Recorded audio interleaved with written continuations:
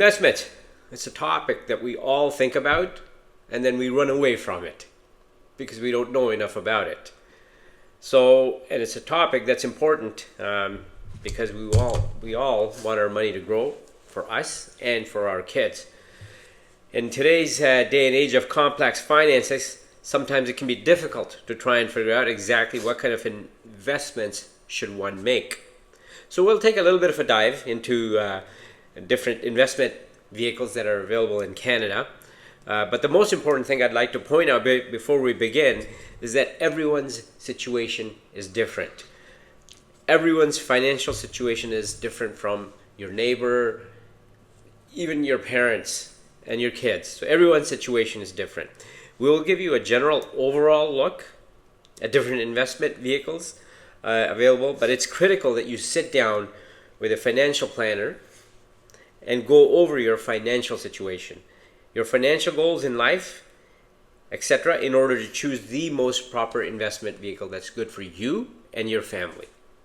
So, good morning and welcome to Canada Now. My name is Naresh, this is my buddy Paul, and we're going to take a little bit of a dive into this, right, Paul? Investing 101. Investing 101.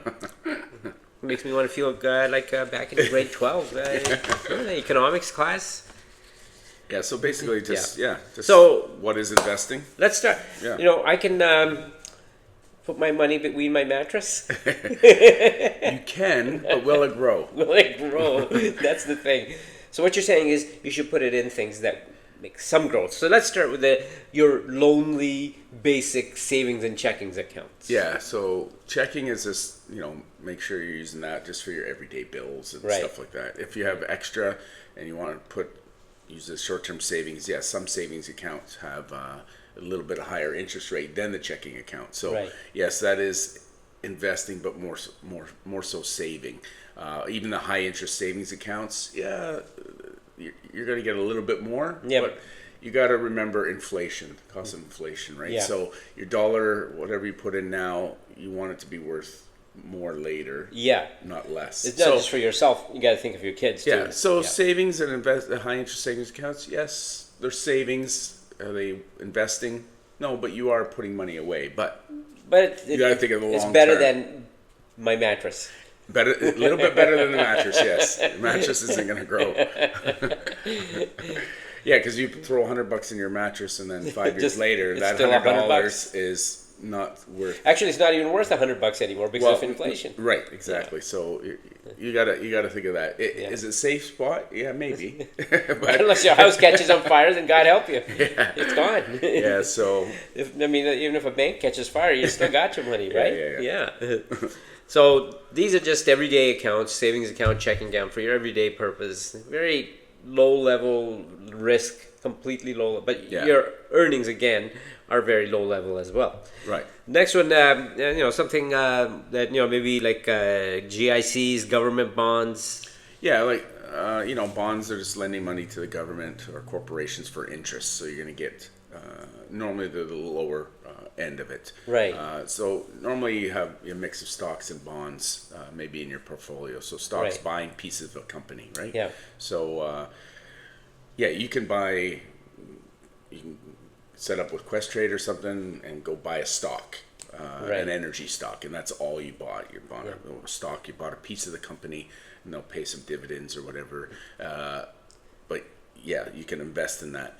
You want to really diversify. So when you're going to buy stocks or bonds, if you're doing it on your own, really research. You got to really. Again, that's why having a financial advisor sometimes, because they meet with these portfolio managers. They meet and they do the research for you, and then they kind of guide you in where you'd like to go. So GIC is a little bit more safer, but it gives you a little bit better interest rate than your savings. Yeah, GICs, and then there's open GICs, and the longer you keep it in, the better interest rate they'll give you. So there's locked in gets you a little bit higher locked rate. in. Yeah, if you're because they want to hold your money, right?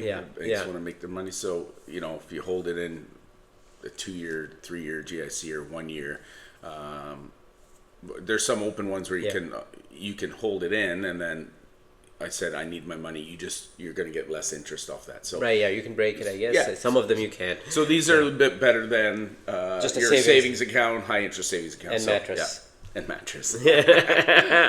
Government bonds, again, like we just spoke, federal, provincial, municipal Yeah. government bonds. I don't know too many people who actually go out and buy bonds as government bonds. I don't know. I know Canada savings bonds everybody used to get, but those are gone now. Gone, yeah. So those are no longer available. Yeah. So So it's just normally part of your portfolio that you'll get some bonds that. so you should have a diversified Yeah, portfolio. diversified portfolio. So, right. and again, if your growth, it's still diversified, right?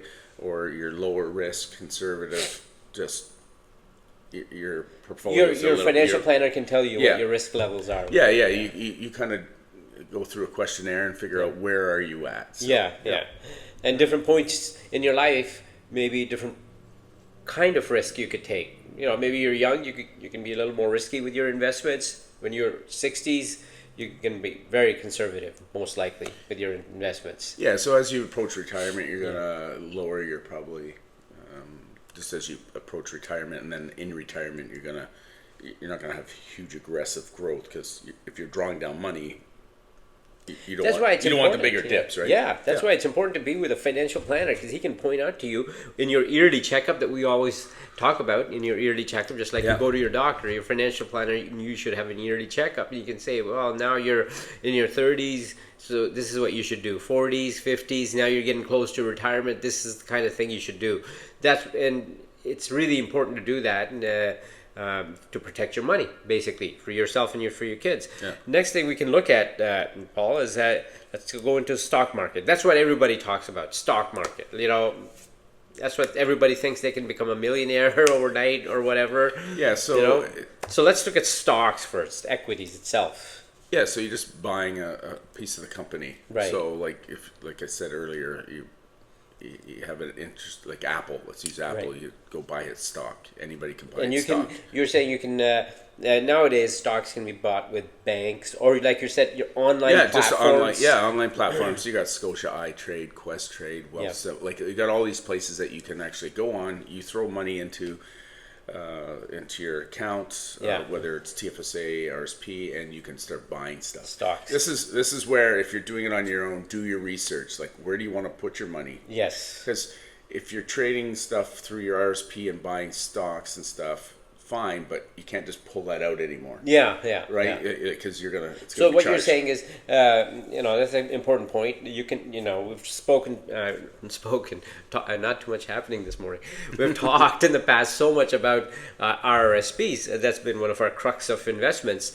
RRSPs you can start early and carry on late. So you can have stocks in your RRSP, but you may not be able to pull them out without penalties. Right. So if you buy, let's say Apple in your RSP, you 15,000. And you go, okay, it's doing well. I want to pull it out, sell it off, and so you got to be careful of all those things because you can't take the money out because you're going to be charged as income. Exactly. Right. So you just got to be careful. TFSA is a bit more lenient that way. Sometimes the government will watch if you're trading in and out of a TFSA too much. They'll flag that, right? So, you just got to watch. So, yeah, you can have non-registered accounts and trade on the stock market as well. So, yeah, again, when you're doing all that, just make sure you've done your research. Exactly. On the companies. Don't go blinding rush into it. Right. I want to buy this, and what are the consequences? What's the gain out of it? Like, am I in it for the long term? This is why our financial planner again comes in handy because they can look at your stock and say, "Oh, this company has done well in the past. This company or this sector, because there's different sector. You can tech sector, energy sector, health sector. There's so many sectors that you can have stocks in.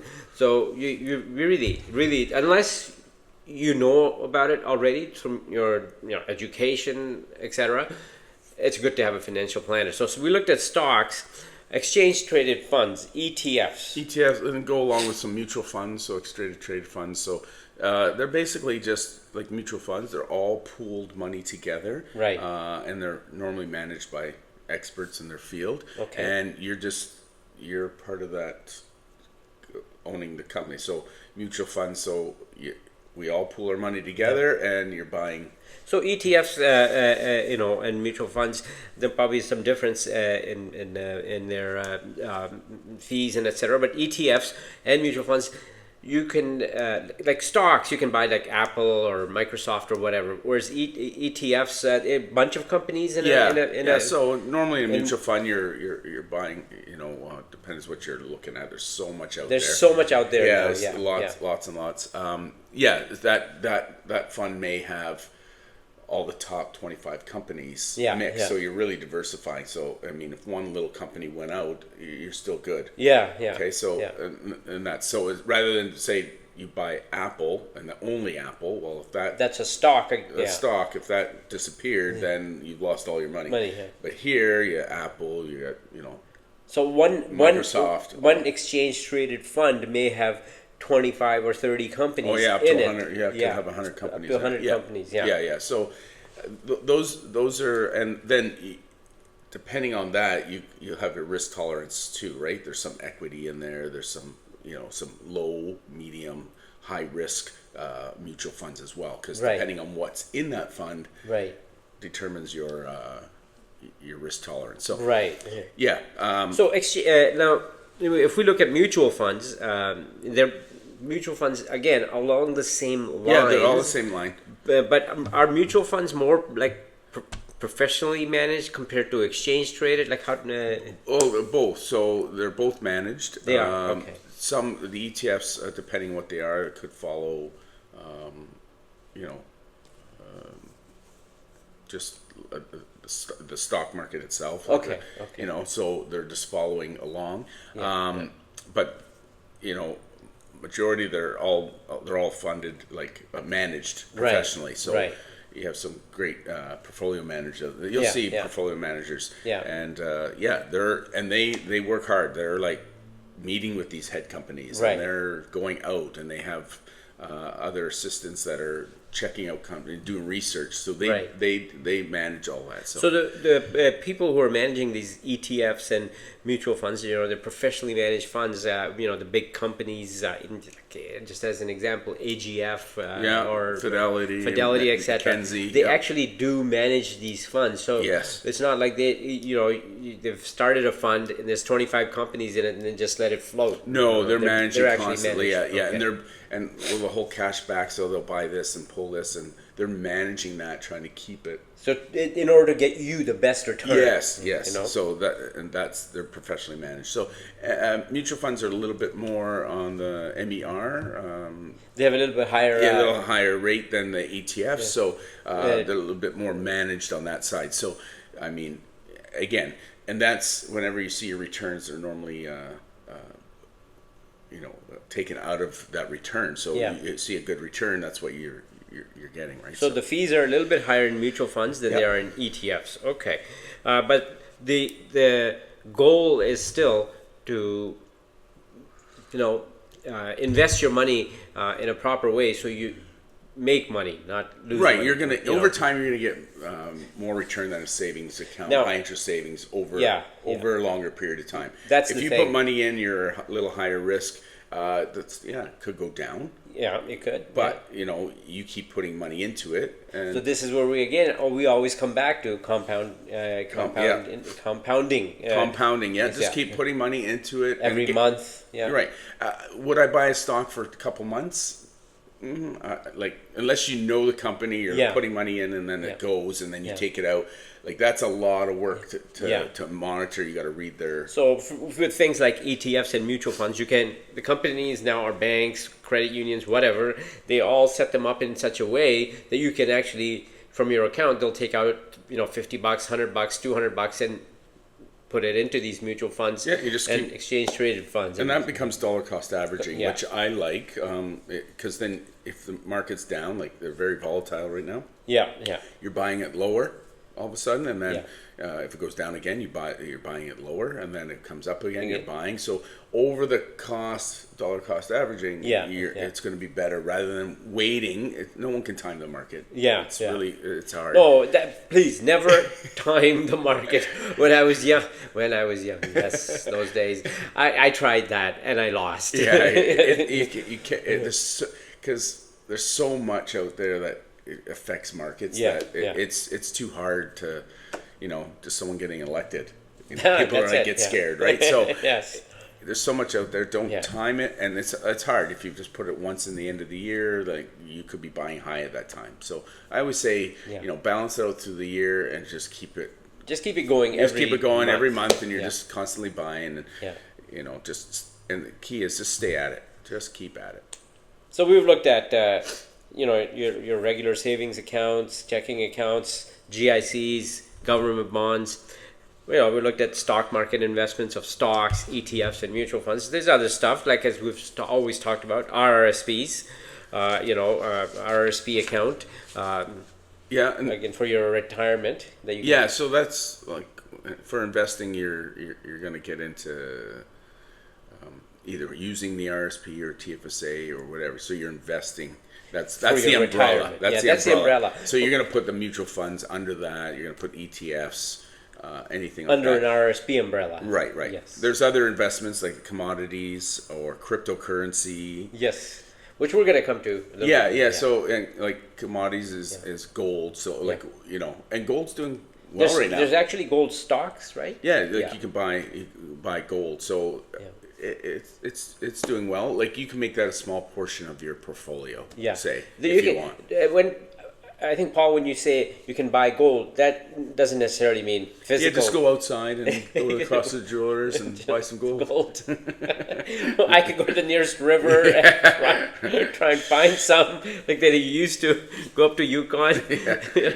But gold also means that you can buy commodities in gold. Yeah, you can actually, there's actually mutual funds in gold and that kind of thing. Yeah, you right? can. So you can make that a small portion. Yeah. When the markets do well, they say gold goes down. If the markets are doing, gold goes up. And gold right now is doing. I always say good, you can put a little piece of that in your portfolio if you Yeah, want. So, yeah. and crypto, well, everyone knows crypto now. Bitcoin, Ethereum. Yeah, All like that's high risk. So Like, I wouldn't put all my money in Crypto, Bitcoin yeah. for your RSP.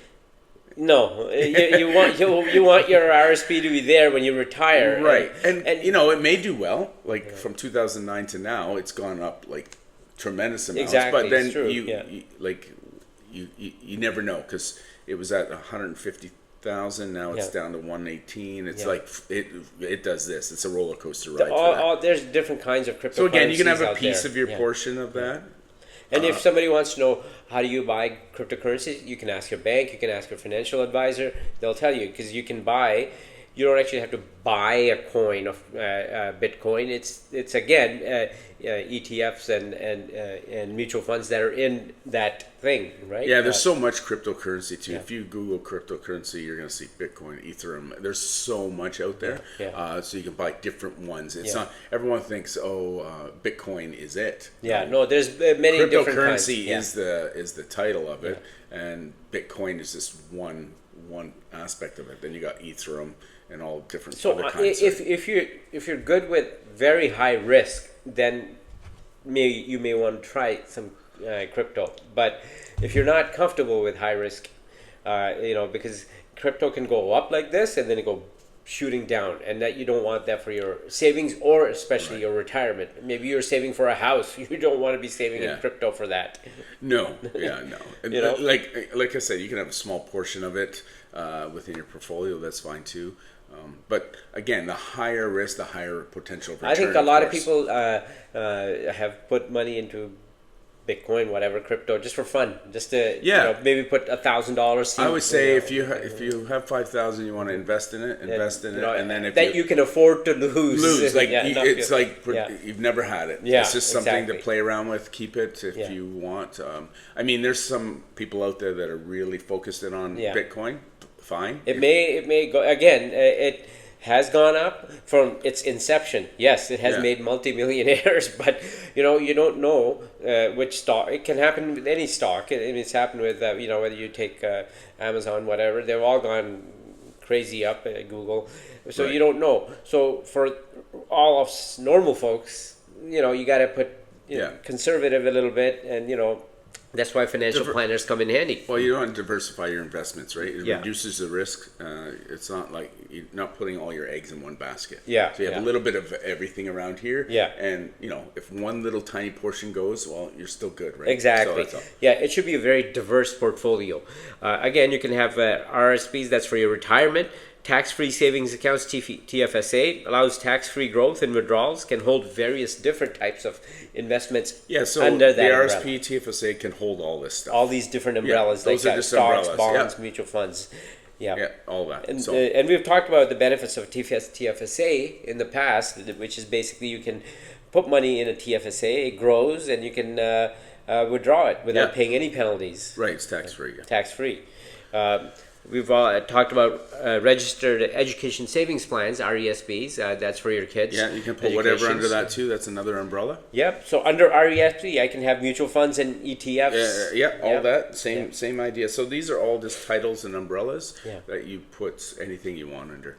Another one we haven't really discussed is real estate. Real estate. So Yes. some people like to, Yeah, you can also get buy stocks in real estate without being any So most people think of real estate of being okay. There's a REITs. house for I think sale. they call them yeah, REITs. REITs. Yeah, REITs. Real estate investment. I can't remember what the so T stands for. So basically you can just put money into that, Yeah. and you allow the companies to do what their thing, right? So you don't actually have to go out and buy a house, Right. If you want to. That's do the yeah. most traditional, where everyone goes, I'm going to go buy a And condo people do and that. rent it out And people do that, invest yeah. in real estate. Yeah. Again, it's a lot of work. Yeah. You got to know what you can afford Yeah, and all yeah. that stuff. So, you have someone manage it for you, great. But that's, you can also... There's many ways to invest in real estate. We both know people who've go out. Condo's about to be built. They'll buy one unit and wait till the condo finishes, and then they'll sell it and make a little bit of money that way. Or they'll keep it and they'll rent it out. But Yeah. again, even that has its own problems. If you nowadays, if you're renting a condo or a house, and if the renter stops paying rent, Yeah, the landlord tenant act is very sticky. geared Yeah. more towards the Yeah, so, renters. those are again, high risk, high reward, right? Yeah, So in the end, if you have someone paying off your fees and mortgage, you Yeah. have a condo at the end of 30 years. 30 years, yeah. It's yeah. worth like $1 million. Yeah, There you go. yeah. You sell it and off you go, right? Yeah, So yeah. that's investing as well.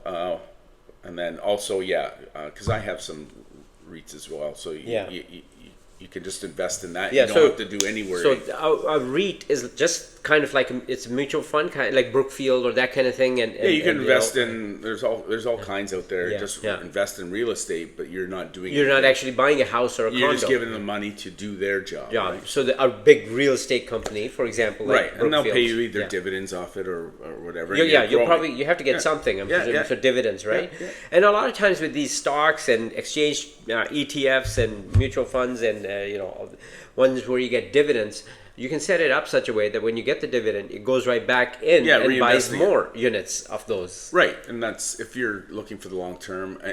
That's if you're investing and just continuing. I would do that. If eventually you're retiring and you want then those dividends to now pay you, Yes. then you set it up that it comes out to your account. So now Yeah, you're yeah. getting income from those dividends rather Right. than reinvesting them. Yeah. Okay. And again, to be honest, for most of us, it's when it comes to we're all just used to your savings account and checking account, and we're not really that deep into stocks, exchange traded funds, and mutual funds, etc. So that's why it's really important to sit down with a professional and get their advice as to what you should invest your money in, because you want it to be for long term. You want this money, whatever you're saving it for, whether you're saving for a house, for your retirement, or something else, you want it to be there when you get to that point. Right. Yeah. You want to? Maybe we'll sit down and have another episode on financial advisors and Yeah. and what to do with that. So, Yeah. yeah. Just remember, set clear goals. Define what you're investing in for retirement. Whether you're buying a home, growing wealth, whatever. Set clear goals, and then start small. I always say So- and slow and steady wins the race. So if you're not even sure of any of this, you can actually open an account on Wealthsimple or something like that, Questrade, and you can do something small if you're going to do it yourself. Yes. Start something small. Don't go $10,000 or something. Yeah, you can start small. Yeah. Investment of $500 and Yeah, do see how it $25 a month. Yeah. See how that goes. But start small, but be consistent. And remember, it's slow. The turtle and the hare. Right? Yeah. Remember yeah, that that book? Yeah. Slow and steady wins the race. I mean, Yeah. there is some, unless you win the lottery or whatever, Again, if you do or have sign a off an NFL contract or something. But yeah, it's just slow and steady and be consistent. Yeah, if you come into some big money, again, this is investments we were talking about. If you happen to come into some big money, but whether it's through lottery, it does happen, or inheritance does happen, then definitely seek out the advice of a financial planner and see how how to invest that. You don't want to lose that.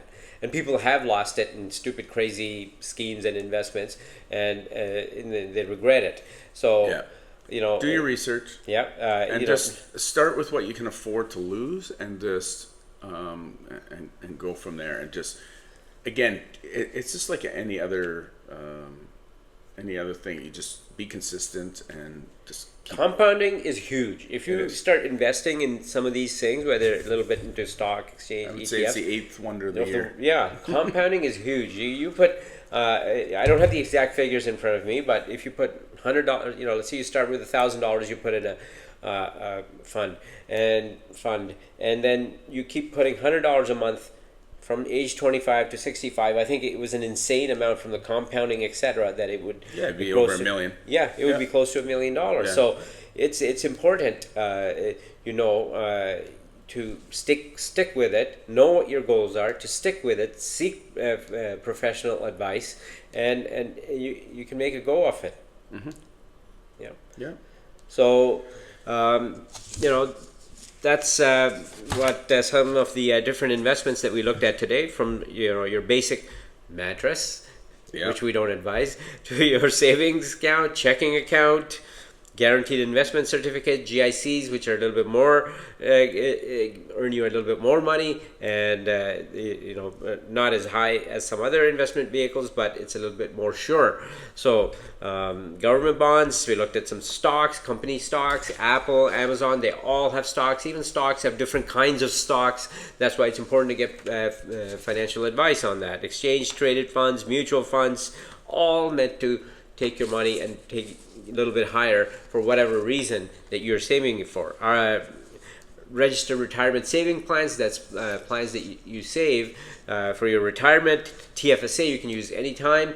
You put money in, you can take money out up to a point. There's rules for that too. So you should know the rules for that TFSA. There's limits how much you can put in, how much you can take out, right? Yeah. So it's a fantastic thing because it doesn't charge you tax-free growth and withdrawals. So registered education savings plans for your kids, really important. Then of course we talked about real estate. You can different ways you can invest in real estate, commodities. Paul talked about gold, silver, other things like that, and cryptocurrency. Yes, that seems to be the big one nowadays. Be really careful with that as well. So that's a look at different investment vehicles. What we've given you is some basic stuff. Then you can sit down now with your financial planner and talk to them about it and see what suits you and for your goals and for your life. I hope we were able to clear up some of the mysteries surrounding investments.